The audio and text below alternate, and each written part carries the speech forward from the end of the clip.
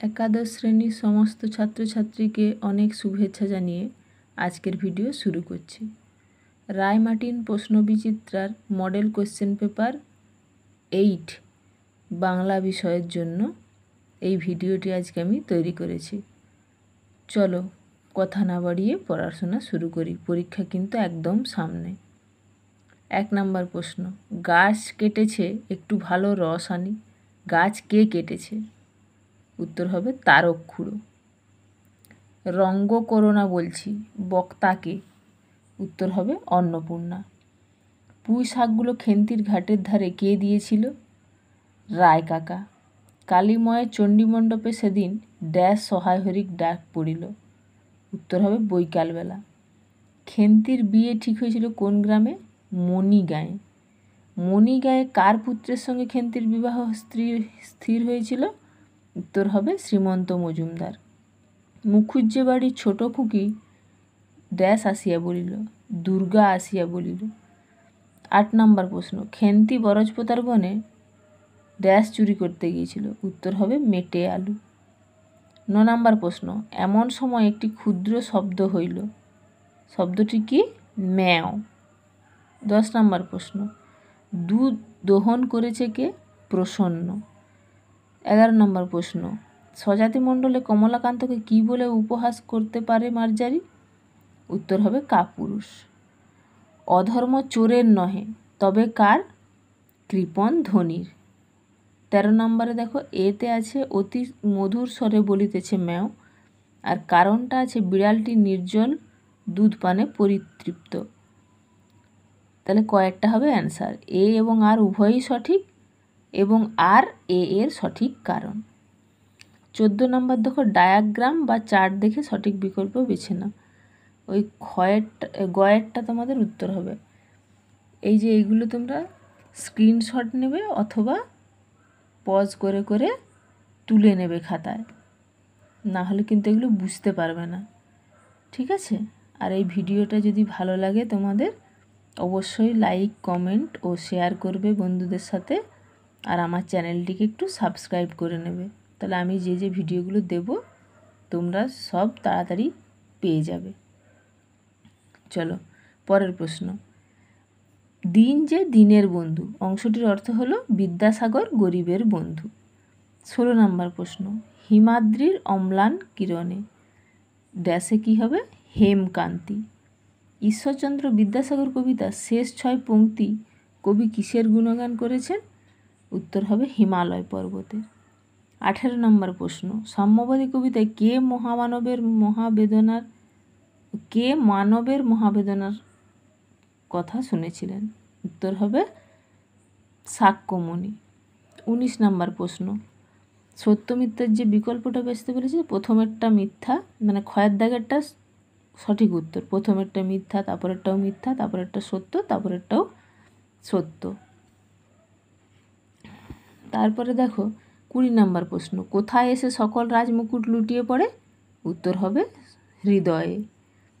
21 নম্বর প্রশ্ন দেখো, স্তম্ভ মেলানোতে তোমরা দেখো এইগুলো ভালো করে স্ক্রিনশট নিয়ে নেওয়া বা খাতায় লিখে নেবে।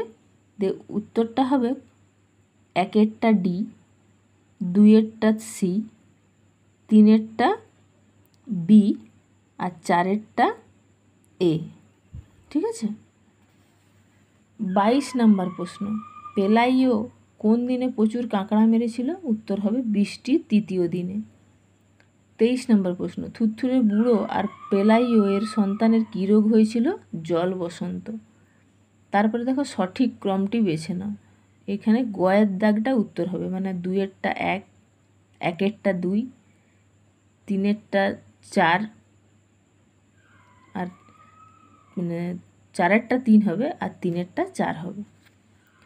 25 নম্বর প্রশ্ন, গান যখন হয়ে ওঠে কি? যুদ্ধেরই শস্ত্র।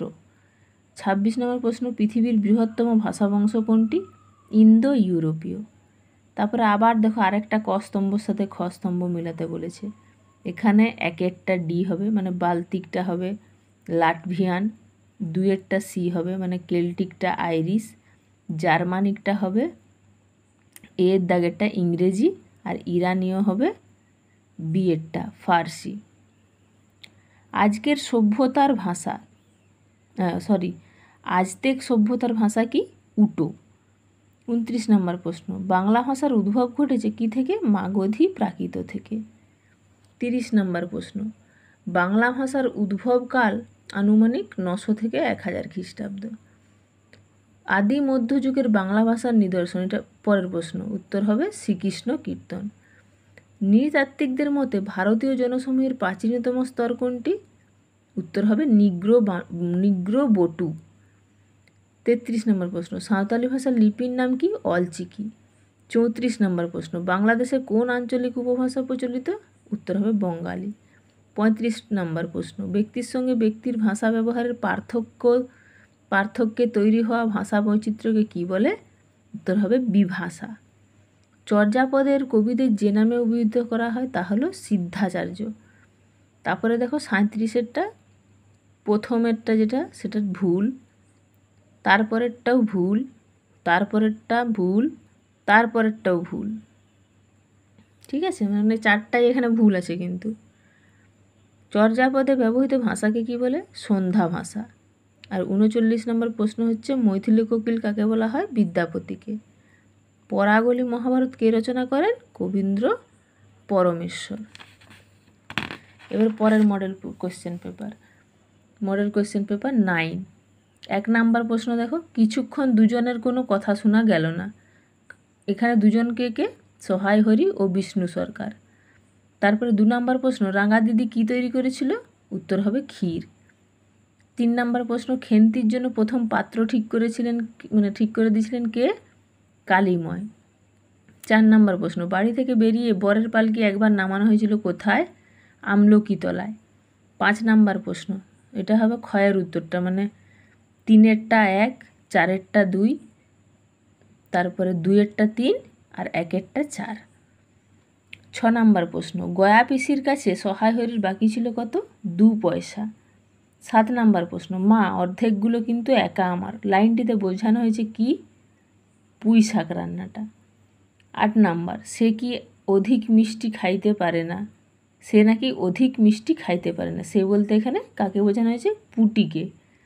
9 নাম্বার প্রশ্ন, তবেই তাহার পুষ্টি, তাহার বলতে কাকে বোঝানো হয়েছে? গৃহমার্জারকে। 10 নাম্বারে যে ডায়াগ্রাম বা চার্টটা দেখছো সেটা দেখো, ক্ষয়েরটা ঠিক হবে।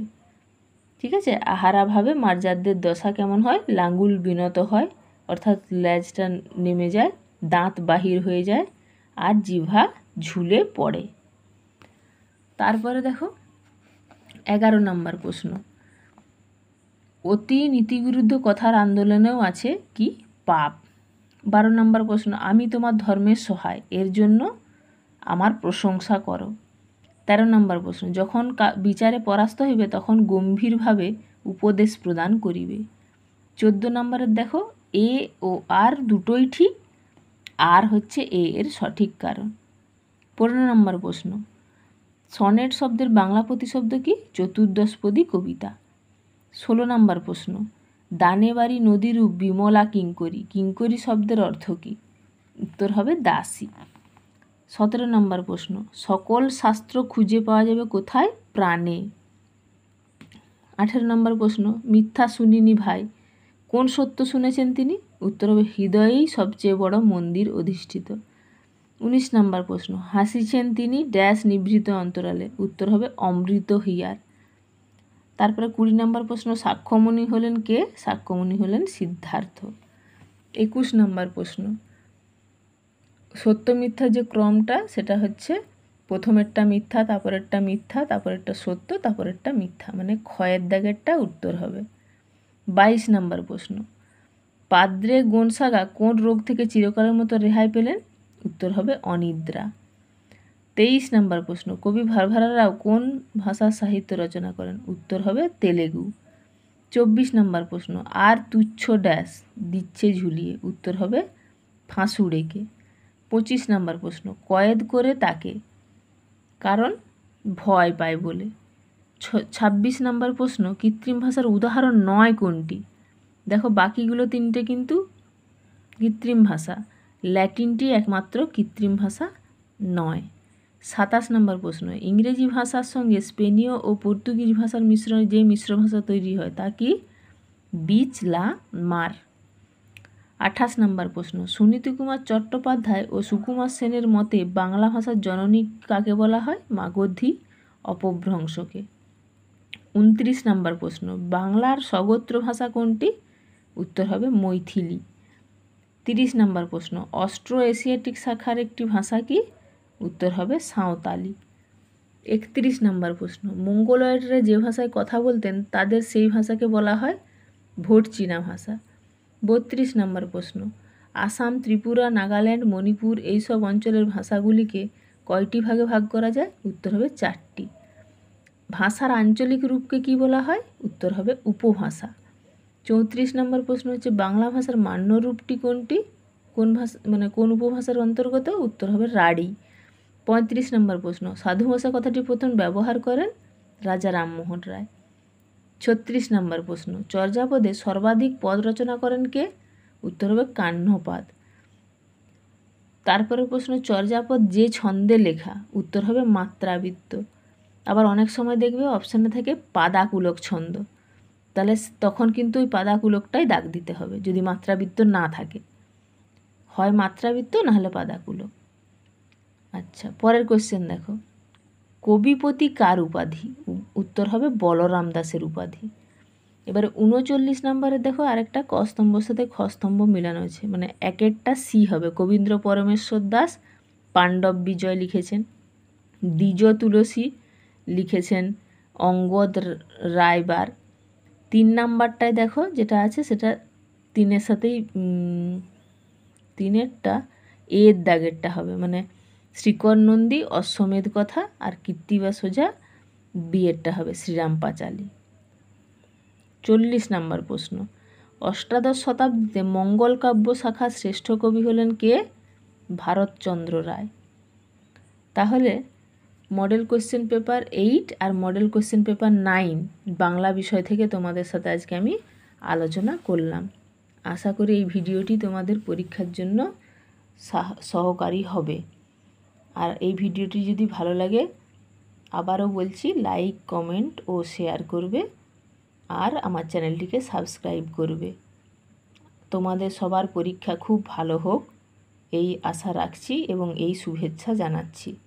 সবাই খুব ভালো থেকো আর ভালোভাবে পড়াশোনা করো। শুভরাত্রি।